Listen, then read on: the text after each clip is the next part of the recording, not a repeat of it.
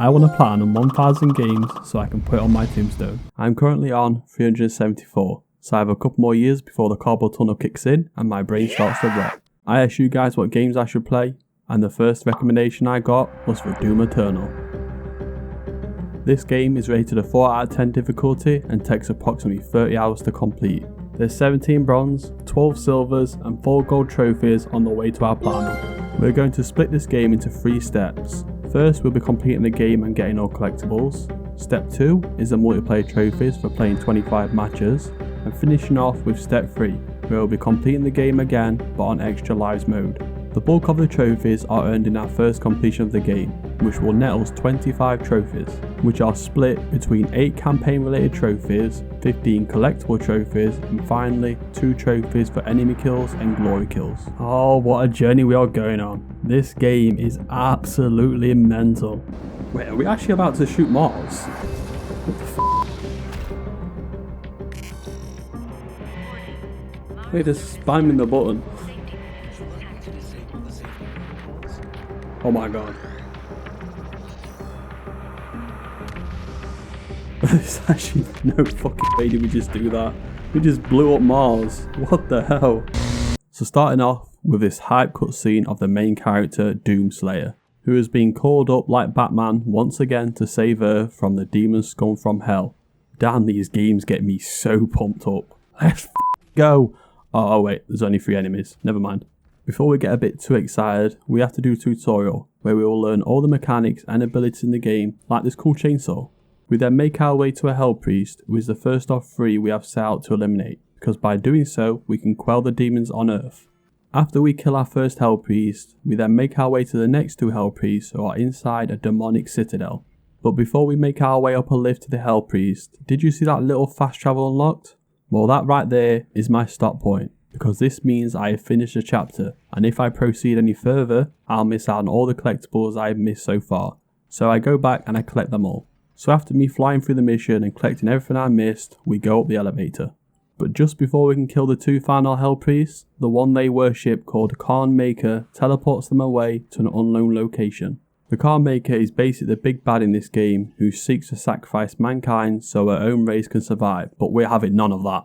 Finally, we pop our first trophy, which is for completing chapter 1 of the game. We then go to our ship to look at the second Hell Priest, but our celestial locator, wherever the fuck that thing is missing a component, so we need to head to Exaltia to get it. Before we go there though, we get our first of 2 trophies for upgrading either our health, armor, or ammo. Shortly after getting on Exaltia, I get another trophy for performing 33 unique glory kills. We then collect the Celestial Locator, and some dude called King Novik tries to scare us off fighting Hell, but we ain't no pussies, so we carry on. We then travel to Hell to locate somebody called the Betrayer. Before we go to the Betrayer though, I find my first Slayer Gate, which we need to complete to earn 2 trophies. They are basically just a mini challenge where we need to fend off loads of waves of enemies, and after we finish the first one, we get a trophy. We then meet the Betrayer, who looks badass as fuck, and he gives us a power source for the Celestial Locator, plus a knife, which we'll be using later on. We then head to the second Hell Priest location, which is in the snowy area, which is basically Devil Santa Claus's lair. And after tons of fights and demons destroyed, we pop a trophy for doing that, which is for killing 666 demons. Just before we can get the OG shotgun, we get to control a Revenant drone, which is just so fun. I really wish there was more little parts like this in the campaign. Playing as a demon felt so OP. But we get the shotgun, and you know what we have to do to Marvin. Oh man, I shot Marvin in the face. Why the fuck you do that? We then get a full Praetor suit upgrade, which the first one I did was Exploration. Because the final upgrade on the Exploration path shows us all the collectibles on the map, which makes everything so much easier to do. We also get the first of 2 trophies for fully upgrading the first slot. Just before we can kill the second Hell Priest, we fight our first mini-boss, and at first this boss felt super hard for me. But guess what? After we defeat the first one, in perfect Doom style, we then have to fight 2 more at the exact same time. Finally, we defeat them both and then kill the second Hell Priest. And we pop a trophy for defeating the mini-bosses from earlier. We then head back to our ship and the Khan Maker is hella pissed and decides to move the final Hell Priest to somewhere even more hidden. Wait, are we just playing hide and seek at this point? Before we can go to kill the last Hell Priest, the Calm Maker accelerates her plans to overtake Earth by sending even more demons. So you know we gotta go teach those demons a lesson. To save Earth for the time being, all we need to do is find these 3 weird looking keys, then place them inside this weird brain thing, which I guess is the door. And then we can drop down and pull a lever. So we can then overload a generator which fires a demon spawn, which kinda looks like a heart. We then have to run for our lives before the base explodes. Back at the ship, we now need to try and find somebody called Dr. Hayden, because they can help us track down the final Hell Priest. So we head to Dr. Hayden, who is located at a place called the Ark Command Center. Just before we can find Dr. Hayden, his colleague, or this random bald dude, tells us that he thought we would come looking for this sword looking thing, so we take it. We then find Dr. Hayden, who is a dead robot, and are told to be careful because he needs to be extracted safely. But nope, Doomslayer just rags him out the wall. God, I love this character. Before we can go back to our ship, this cool ass motherfucker comes through a portal to fight us. These enemies are so fun to fight. Basically, you need to shoot them so they get stunned, so you can then shoot them again. Such a cool demon to fight, unlike those fat floating slobs. Fuck off, you fat pig. After we defeat him, we head back through the portal to our ship and restore power back to Dr. Hayden. After uploading Dr. Hayden's mind to our ship, he tells us that the final Hell Priest is hiding on Sentinel Prime, which is in the centre of Mars. So guess what we're going to do? We're going to blow a hole in the middle of Mars to reach it. This game is fucking awesome. The way we are going to do this is by using a weapon called the BFG 10,000, which is located on a planet called Phobos. But just before we go there, we get a trophy for using 8 Sentinel batteries on our ship, which are basically these Duracell battery things that we can find whilst doing the missions. We teleport to a base in Phobos, and dude, look at the aura Doomslayer has. These guys look petrified of him. We operate the BFG 10,000 cannon and smash a hole into Mars, and then we literally pull the BFG out of the cannon so we can use it as a weapon. We then use another cannon to literally shoot ourselves across the planet. Holy shit, this game can't get any more fun. This is going to make me pop a blood vessel. This time the Doomslayer wants to be a bit more safe, so we use an escape pod to shoot us into the hole we made in Mars. We then finish the mission and finally pop the mission trophy for blowing a hole in Mars. On Sentinel Prime, we get a nice welcoming from the demons.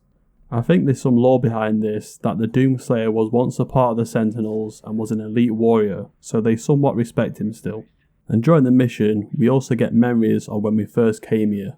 We then pop a trophy for picking up 20 extra lives, which we won't need in this playthrough, but I get the trophy anyway. And finally, we have our first actual boss fight against the Gladiator. He's similar to the smaller enemies we fought earlier, so I didn't really find this part too crazy, but still, it was a blood pumping boss fight. And after we defeat the Gladiator, we then kill the final Hell Priest. We portal away and pop a trophy for defeating the Gladiator. Back at the ship, the Calm Maker is obviously pissed and she shuts down our ship. What she didn't know, can you remember that sword looking thing from earlier? Well, we can use that to power our ship. In retaliation, the Calm Maker releases the Icon of Sin, which is a massive beast which will destroy the human race if we don't stop it. But to do that, we need to get a Crucible Blade, which we can find on Taras Nabad. And this mission actually has a trophy specific for it, which is for getting all the collectibles and challenges inside the mission. The collectibles we do anyway, but challenges is new and fairly easy to do. Finally, we complete the last Slayer Gate and pop a trophy for doing it. We then collect our Crucible, but now we need to power it up. Before heading there though, we pop another collectible trophy for fully upgrading our health. Finally, we power up our Crucible and damn, look at this thing. Before we leave, we get to try it out and it is unreal. It only has 3 charges, but it literally one-shots every enemy. Anyway, after the fun, we go back to our ship and pop the Taras Nabad trophy and another for collecting our Crucible. Now we need to travel to a place called Urdak, which is where the Calm Maker is hiding, but us humans can't go there, so we need to travel to Nekravol so we can pass through the void. And whilst making our way through Nekravol, we pop another collectible trophy for fully upgrading all Praetor suit perks. And then we go for the portal and head to Urdak.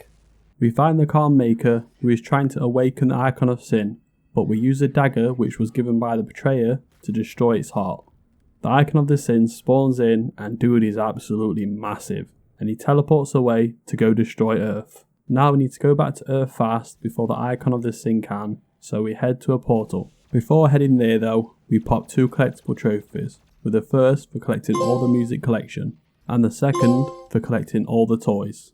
Before we can leave back to Earth, we have to fight the car maker, who will not let us leave alive, so finally we get to kill her. The boss fight was fairly simple. All we needed to do was get her weak and then use the shotgun's grapple ability to pull us close to her and blood punch her. And after we do that 6 times, we finally defeat her and it's time to go back to Earth. And at the end mission screen, we pop a trophy for killing the Khan Maker.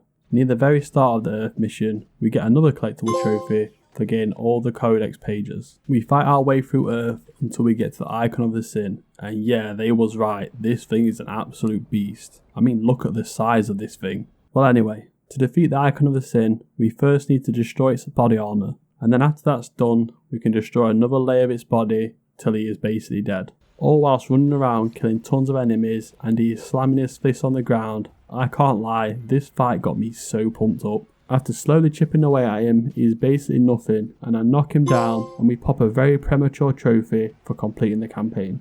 We then jump on top of him and finish him off with the cool Crucible sword. And with that, the story is done.